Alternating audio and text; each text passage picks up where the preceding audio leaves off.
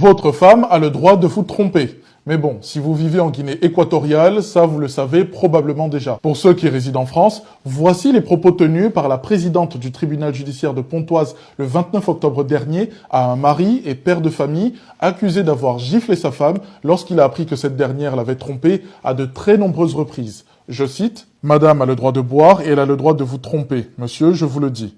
Elle a pu vous tromper avec tout le quartier, le tribunal s'en moque. Vous lui avez demandé d'avouer qu'elle vous a trompé, elle refuse, mais vous n'avez pas le droit de la frapper.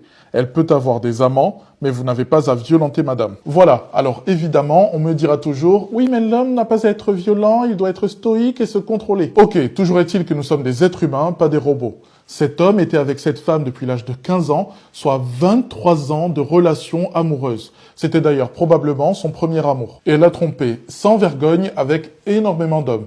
Mais visiblement pour les juges français, la fidélité dans le mariage, ça n'a pas de valeur, et briser la promesse que l'on fait à l'autre, ce n'est pas très important, puisqu'à aucun moment dans cette affaire, les juges ne relèvent l'infidélité de cette femme.